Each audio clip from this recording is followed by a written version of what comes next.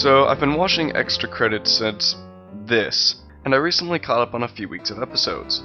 While informative, I feel they ignored some key elements and belittled others.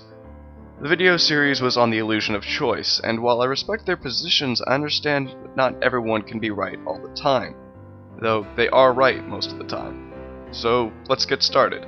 So what do we mean by the illusion of choice? Well, we simply mean any moment in a game where you, as a player, feel as though you're making a choice, when, in reality, there's either no alternative option actually being presented, or the consequences of that choice are negligible. Now, it's really easy to hear something like that and say, ugh, what a terrible thing. I hate it when they do that to me in games. But bear with me for a second, because the truth is, what you hate is when you notice that they're doing that to you in a game. I'd submit that 80% of the time, you aren't even aware of it when this happens. No, the truth is that many fans of games play through them twice. It's not that the game is not entirely divergent, it's that there's a noticeable absolute lack of divergence. The illusion of choice is not an end-all be-all. Just because it felt real the first time through does not make it a meaningful choice. Since you're so keen on Mass Effect, let's talk about it. Yes, the dialogue tree when talking to crewmates using an identical segment of dialogue is a good idea. That's just smart, and it'd be dumb if certain information didn't get conveyed because you chose a certain choice. However, big decisions should matter. Saving or killing the Rachni Queen should matter. Siding with the Quarians or Geth should matter. Siding with Krogans or the Solarians should matter. But they don't. Using hedonic calculus to calculate whether or not you're ready to fight the Reapers is a good idea, but it was implemented so poorly by A, being so unspecified that it hurt my brain, and B, ultimately meaning absolutely nothing. Honestly, the system was in place, it just needed to be explained and utilized, and I'm not the only person that thinks so. All they had to do was mathematically represent the choice. I know you guys really don't like saying you dislike or disagree with something, but we really need to be learning from our past mistakes here. Whether or not Reeve or Rex was leading the Krogan was handled well. Whether or not Ashley or Caden survived Vermeer was handled well enough, but their appearance was handled very poorly. Carrying on specific character motivations like Ashley's martyr complex from the first game would have been good, but they didn't. Now let's discuss multiple endings. No, we don't necessarily need multiple endings, just one good one. Having one ending, but leaving the world around you a certain way, would be just fine. This is what Mass Effect 1 did correctly. Council dead or alive, one of the Vermeer people dead, the Rachni Queen alive or dead. These things being different while the end being essentially the same thing is a good thing. Though again, the Rachni Queen wasn't handled perfectly. This is of course while Drew and the other two lead writers were still on board, before they handed it off to this guy. Really, all they had to do was incorporate it into EMS and explain EMS. Maybe even show your past friends helping out in some small way in the final battle. We don't need much, we just need a little snippet. The entire last 2 hours of Mass Effect 3 would of course need to be rewritten due to countless narrative continuity errors that conflict with many points throughout the series, but that video has already been made, and it's not what we're talking about here. The amount of people dead, the fate of each world, actually knowing this sort of thing and it not being dribble would be just fine. The Walking Dead did something to the effect of leaving the world in a different state, although simply having one character there or missing would have been much better. Kenny either living or dying, Omid or Krista either living or dying would have been fine enough. It could have even been based on some choice you made in Chapter 4. A lot of people would have preferred a little bigger beads on the threads of The Walking Dead, but hey, nobody's perfect. It's important to realize that it is imperfect though, and not excuse divergence as an impossibility. To summarize, we don't need limitless freedom, and some of the suggestions you make like this and this are fine. But they can't apply to everything. And I realize that you mentioned that this applies to other games as well, not just story games. But I'm using the examples you provide and talking about how I feel you represented them. And honestly, using the illusion of choice is actually often a smart design decision. Because, come on, no game can truly give you limitless freedom, and the more actual freedom a game gives you, the more content the developer has to create. The bigger the scope of the game gets, the more it'll cost to develop. Even the huge studios with the biggest budgets like BioWare can't give you all of the freedom you might like. So designers have to embrace the illusion of choice in order to provide that feeling of agency, and that opportunity to make choices that's so compelling. Huge studios, plus big budgets, and limited development time is the problem. Mass Effect 3 was released in 2 years. Mass Effect 1 was released in 4. That is, of course, part of budget, because development time requires a bigger budget, but these games could have more meaningful choice if they took more time to be developed. But EA won't let that happen. EA pushes products out the door before completion, and we all know that.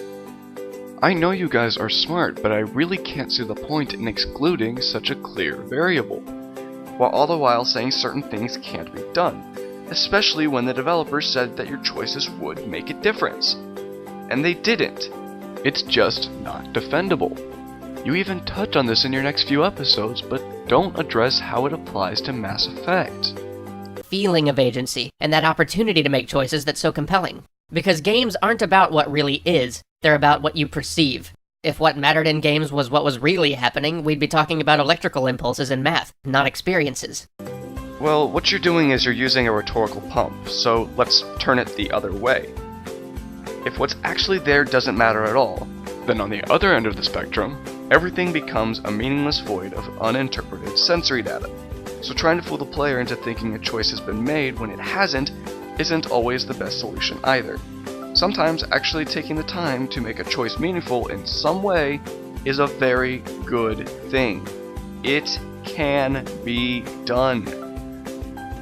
And the truth is, choice in games is about the act of choosing. In a game, as a player, where you have agency is not in the consequence of an action, but in deciding what to do. Whether it's a dialogue choice about the fate of the world, or a split-second decision to dodge left instead of right, it's a lot like life, actually. You have control over the choices you make, you use those to influence the consequences that result, but you don't actually have control over those consequences. Otherwise, we'd all just make the right thing happen all the time. As a designer, the decisions you set up should be compelling. The player should feel engaged by the moment of choice itself. The consequence, or the result of that choice, is just the payoff. Exactly.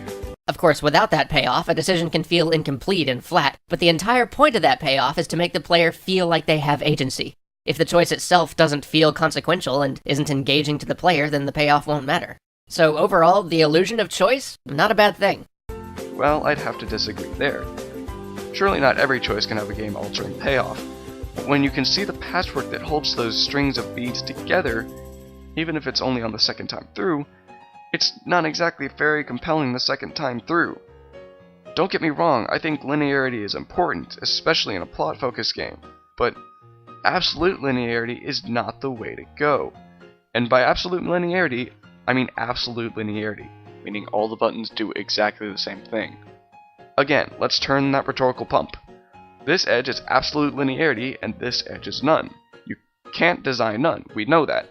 But offering choice when the game is absolutely linear is pointless.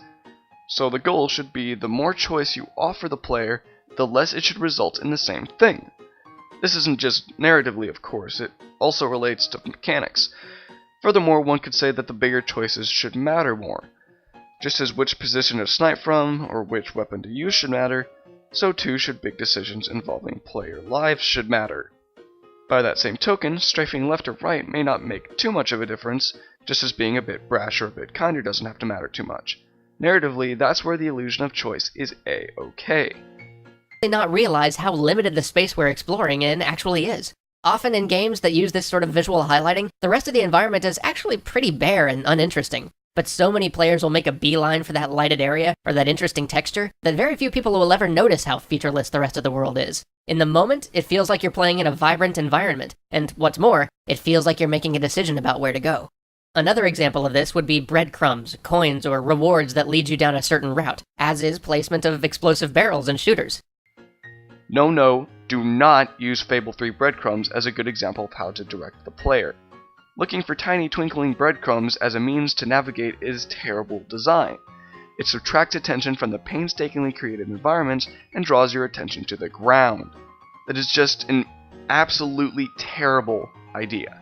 The feeling of making a choice or having agency in a game can often be substituted for the actual ability to make a choice, and feel just as satisfying.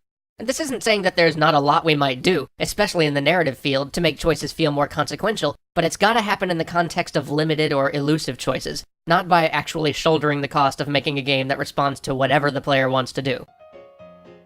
Yeah, you're right, it doesn't have to respond to whatever, but it really feels like you're leaning too far the other way on this one. Now you mention these things, but in your examples like Mass Effect, you don't mention how not to do it, which is why I feel the need to respond. You're making excuses for a lack of legitimately meaningful choice, and raising up as shining examples those games which very clearly did not get it all the way right. You act like having even one true choice is an illegitimate way of thinking, and it's not. Illusion of choice has its place, but it's not everywhere.